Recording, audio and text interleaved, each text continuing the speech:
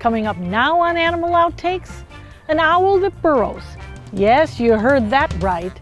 We head to Cape Coral to check in on the only species of owl that lives underground. We're finding out how they fared through Hurricane Ian and what activists are doing to ensure that this species stands a chance against all of the new development coming to their hometown. And these two manatees are heading home. A sweet release after spending the past few years being rehabbed back to health. Plus, a little later in the show, our resident vet gives us the scoop on something that affects senior cats. This and much more straight ahead on Animal Outtakes.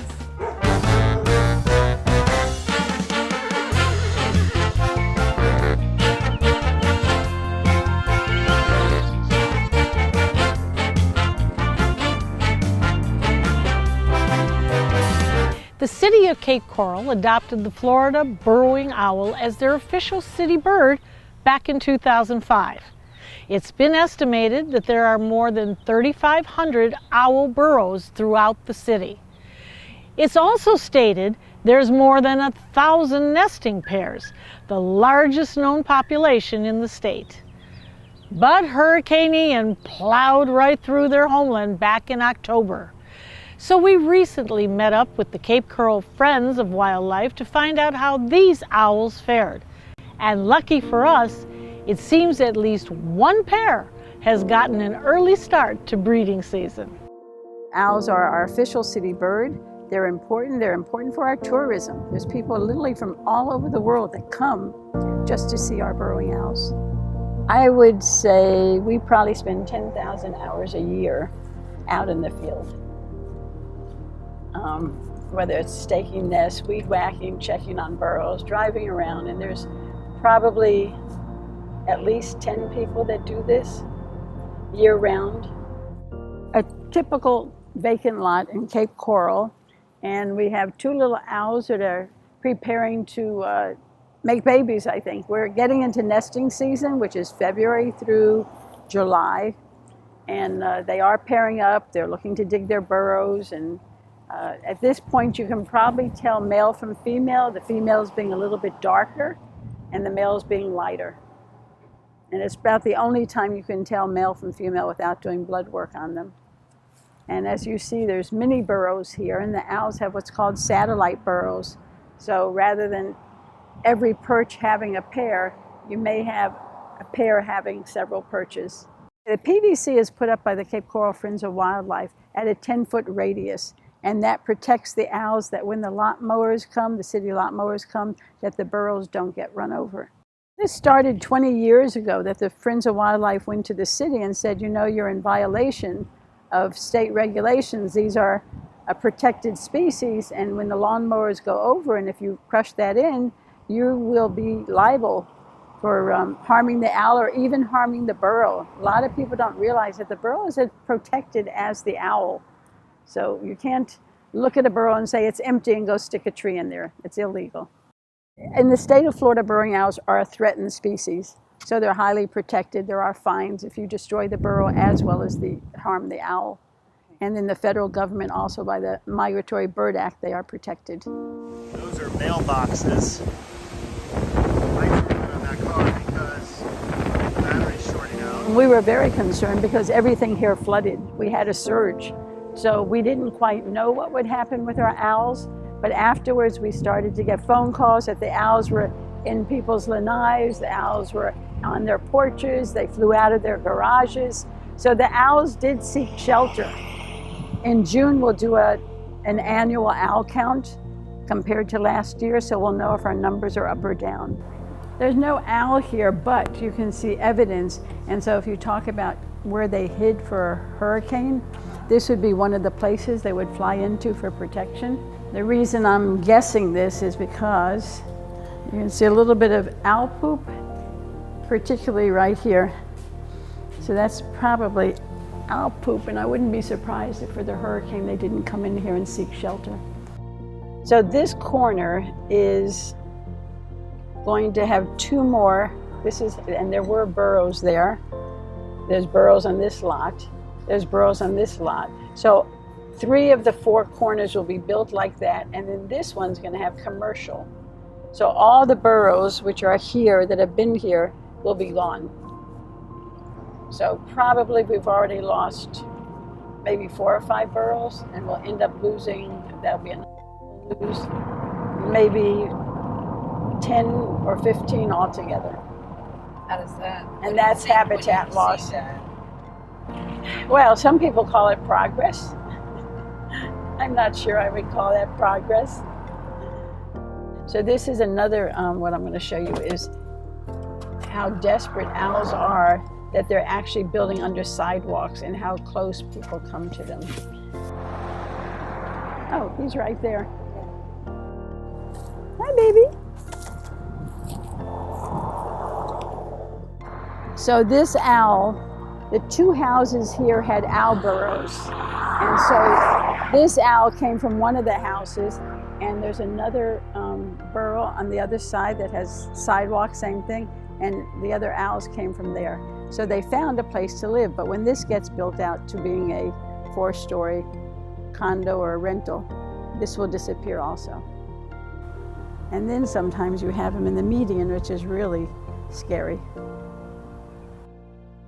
Many times I've had to dig out burrows where people step on them.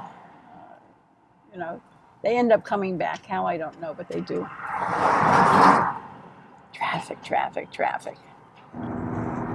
So there's another one marked here. Again, he's under the sidewalk here. And then there's one by where the white poles are here, by the water thing. So all these were displaced from houses being built on this street. It's 100 square miles and 400 miles of canals. And the reason the owls are here is because when they developed Cape Coral, they moonscaped everything. They wiped it all out, and they decided to dig 400 miles of canals, and all that sand became fill to build houses. And so the owls that were probably in, cow pastures or whatever, flew over here saying, this is easy digging, it's sand. So they all moved over here, and we are blessed with them. Now, would you think there'd be an owl here?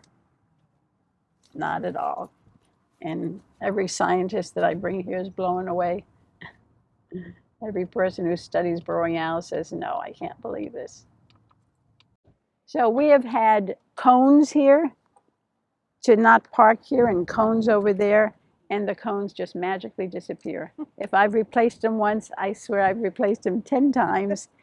So it's amazing what a difference it can make if you just get the opening open and punch through.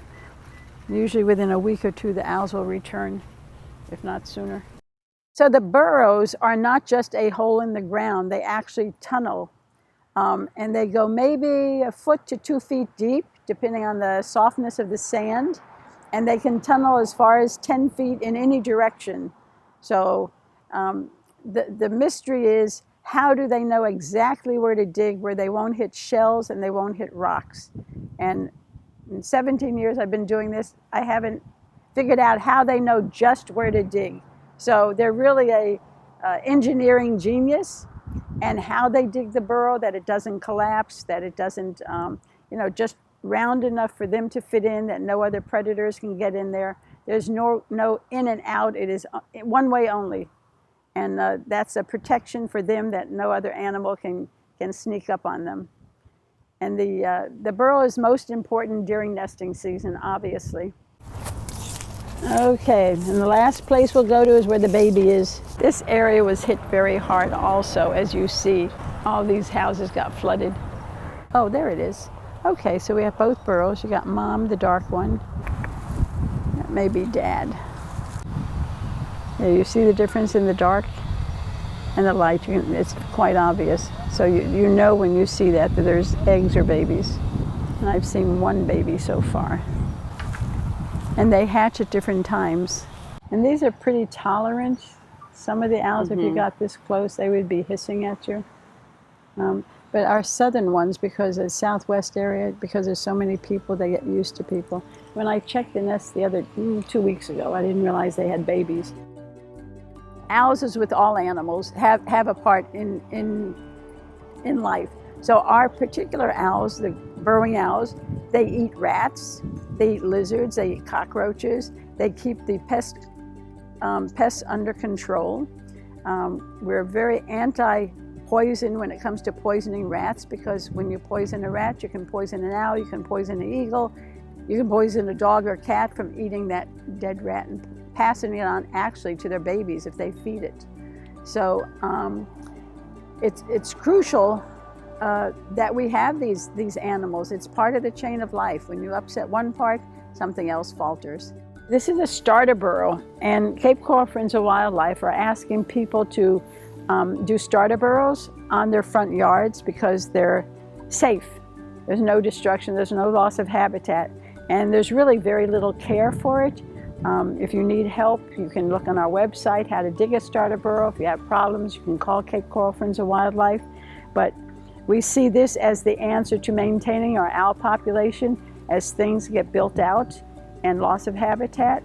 And how darling is it that you should have your own burrowing owl in your front yard? And so we're really promoting this as a way to keep wildlife, to keep our burrowing owl population from going extinct. The Cape Coral Friends of Wildlife's Burrowing Owl Festival will be on February 25th this year. For more information about this event and the owls themselves, you can go to ccfriendsofwildlife.org. Coming up next on Animal Outtakes, a sweet release for these two manatees. A lot of work, time, and effort paying off as Corduroy and Pebbles make it back to the native waters. That's next. They have style, they have grace, and they have 4 legs. On Wednesday, February 8th, the Sarasota Garden Club is hosting Panache with Pooches. Enjoy an afternoon of champagne, refreshments, and fashion beginning at noon. There will be a silent auction along with vendors and shopping outside in the gardens. All followed by a fashion show featuring apparel from Evelyn and Arthur starting at 4 p.m. And of course, the models will be escorted by Premier Pooches. Buy tickets online at sarasotagardenclub.org. Proceeds benefit Dante's Den Foundation, a great place to be a dog. Every dolphin at Clearwater Marine Aquarium has an amazing tale. They're all rescues who have overcome challenges to survive and thrive. You'll be inspired by every animal story and unforgettable moments with them, including 2-year-old Apollo, our newest rescued dolphin. There's something inspirational for every kid, and kid at heart. Your visit directly supports the animal care and rescue efforts at Clearwater Marine Aquarium, celebrating 50 years of amazing tales. For 40 years, I'd been burying my emotions and all the trauma. I was grasping desperately for independence and hope. I found it with a tail and a cold nose. I call him my battle buddy, because every time we're out in the public, he has my back. Every time those demons start talking, he knows, and he's right there at my side. Mustang truly did save my life.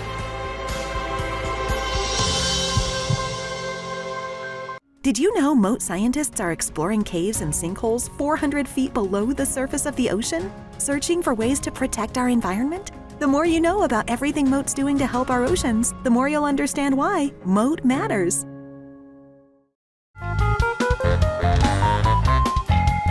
Welcome back. 2 very special manatees are heading home. Pebbles and Corduroy were recently released into the warm waters at the Tico Manatee Viewing Center. Both have been cared for at Zoo Tampa. Pebbles is a juvenile manatee that was rescued by the Florida Fish and Wildlife Conservation Commission last February. She suffered from boat strike wounds, cold stress, and malnutrition. The injured manatee had weighed just 390 pounds. Following almost 2 years of daily round-the-clock care, she's now a healthy 915 pounds. Corduroy was rescued from Bear Creek in St. Petersburg.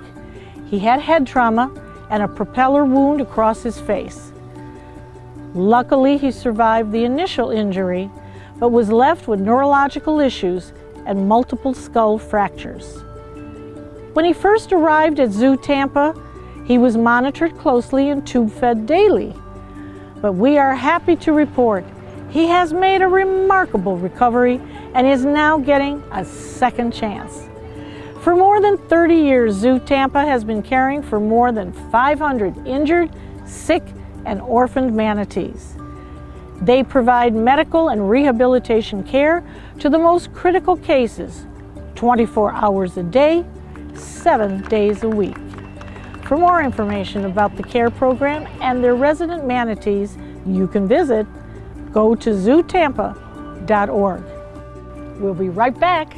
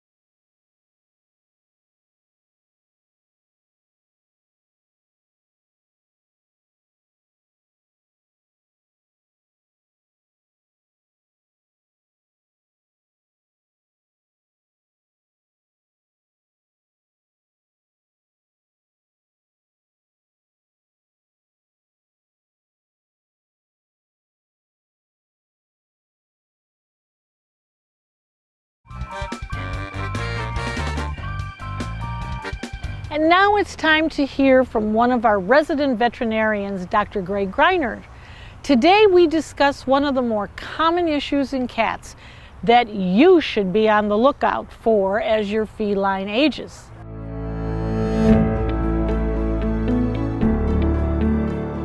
Well, once again, we're with our favorite doc, Dr. Greinert. And, you know, we do so much talking about dogs. It just seems like we gravitate to that. But we can't forget our feline friends. And talking about them, what would you say is one of the most common ailments that they have that needs to be treated? Well, in older cats, hyperthyroidism has become quite common. I'm going to date myself, but when I was in school, one of my classmates for senior year, we have to do reports on papers of interesting diseases. And she found a paper on hyperthyroidism in cats. They had found 5 cases of it. Presented it, we thought it was just a novelty. Back then, we rarely checked thyroid levels in cats at all. A year after I graduated, I went to a meeting, and this internist had found 100 of them. He says, it's out there, you better start looking for it. So I went back to my office, and within 2 months, I found a cat with hyperthyroidism. We suspect that it might be caused by chemicals in the environment, particularly flame retardant chemicals, because they lay on our furniture and then they groom themselves and ingest that stuff orally. But initially we thought that they had diabetes because they look like a diabetic cat. They lose weight, they've got a great appetite, drink and urinate excessively. One notable exception from departure from diabetes is our heart rate typically goes way up to like 280. And so we do blood on them. Their blood sugar is normal. Their liver enzymes are really sky high. So we thought, well, this hyperthyroidism must be causing high blood pressure affecting the liver. Turns out the liver is just more active metabolically. And by treating their hyperthyroidism, everything else typically goes back to normal, with the possible exception of their kidneys. If they have diminished kidney function with hyperthyroidism, their blood pressure goes up, and sometimes it's keeping their kidneys alive. So we like to keep an eye on their kidney function as we treat them. But now we know all about it. There's all kinds of treatments for it. Back when I started, we really had no drugs, so it was surgery. And thyroid surgery in humans is notoriously nasty because we have a connecting isthmus across our thyroid. Cats don't have that. They have two separate distinct thyroids. It's actually a pretty simple surgery on them. However, they are a high-risk patient because their heart rate is 280. So anesthetic is a bit of a risk for them. Then they come out with a drug called tapazole, which prevents the release of thyroid hormone from the thyroid gland. So it doesn't do anything for the thyroid tumor, but it lowers their thyroid level. We always start them on that drug first, even if we're considering surgery, because we like to keep an eye on those kidneys, make sure by lowering their thyroid back to normal if it doesn't damage their kidneys. The other options that we have now is that Science Diet developed a diet that they're able to take almost all of the iodine out of it. You need iodine to make thyroid hormone. And if they will eat that diet exclusively, that lowers our thyroid hormone levels right back down to normal very nicely. However, if they get even a treat, that doesn't work. There's enough thyroid iodine in just about anything that their thyroid levels will stay elevated. And then the ideal treatment actually that will cure the disease is radioactive iodine therapy. The downside to that is the FDA decided, well, if they go home and urinate on the carpet, you now have radioactive iodine in your carpet. Not a good thing. So they have to stay in the radioisotope ward until they cool off, which is about a week. But that actually cures their hyperthyroidism. So it went from this dread disease that we knew nothing about 40 years ago to, wow, we like to diagnose it because we can make an incredible improvement in the quality of your life and prolong your life. And so substantially by treatment. What are the symptoms? What are you looking for? The biggest symptom is big appetite with weight loss and excessive water intake and urine output. I mean, those are really the biggies. And then the high heart rate. I just recommend to people kind of keep an eye on the heart rate of your pets at home, especially cats. You can put your hand on their chest and feel their heartbeat very easily. And resting heart rate at home should be around 140, 150, certainly not over that. And if they're over 180 consistently, then we start thinking either heart problems or hyperthyroidism. And once again, you take a difficult subject and you just get it down so that we can understand it, and we'll be checking their heart rate. Thanks so very much. Thank you. Stay with us. There's more Animal Outtakes coming up next.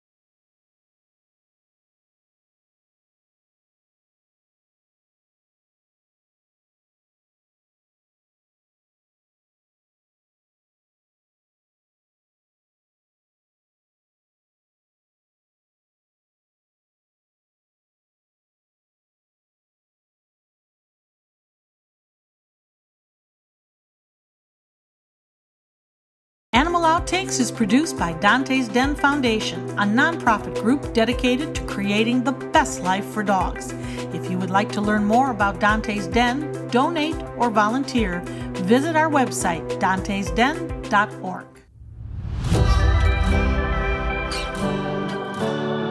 I would like to introduce you to Mochi. Mochi is a Japanese Akita Inu, a lot different than the American Akita. We have Jules in here, and you've seen Jules in the past with us. Mochi does come from Japan. We got Mochi here because of the abuse slash aggression issues that Mochi has suffered from his previous owner. The only training Mochi had before coming here,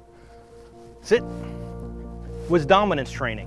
What his owner did was take his forearm, pin Mochi's head to the ground, and lay on top of Moch for about 3 hours to dominate the dog. So sit. Since that's happened, down. Mochi has become very, very aggressive. So our job here is to take that aggression out of him, get him to interact and be able to play and be a social member of the Dantes family. As you can see, we can pet, we can play, and Mochi is a lover now. So we're gonna walk around, we're gonna meet each of the staff members and get Mochi introduced and show some more of his socialization skills. Okay, so what we're gonna do is we're gonna start by going to Zach, and when we get to Zach, I'm gonna let Zach introduce himself, and he's gonna give Mochi a couple commands. All right, come Mochi, up. So next, we're gonna move over to Allie. And Allie's gonna do the same thing. He's gonna get Mochi to sit, and he's gonna have Mochi lay down. Moch, sit, down. Good boy. Moch, sit, down. Good boy. What we do here with our behavior modifications is I start with a dog that's very, very aggressive, and until I can hand the dog off to another handler, I can't be sure that his aggression levels come down a little bit, right? So what I want to do is I want to be able to get him around as many people as possible. So far in the past, a lot of people he's been around, Mochi's grabbed a hold of, right? So as you can see now, I am sticking my hand into Mochi's mouth. He's doing a lot better. He's a lot more friendly.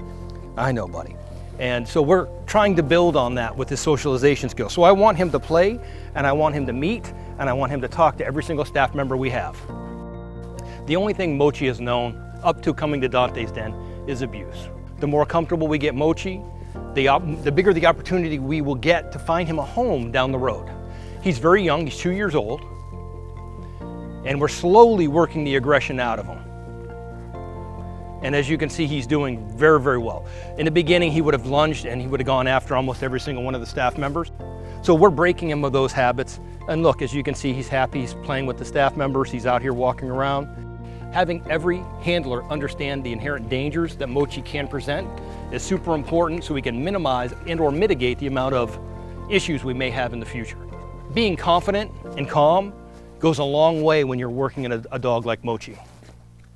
For more on the training programs at Dante's Den Foundation, you can log on to dantesden.org.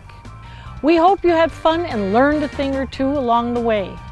And we'll be back here again next week with even more animals and some wild adventures. Until then, thanks for watching.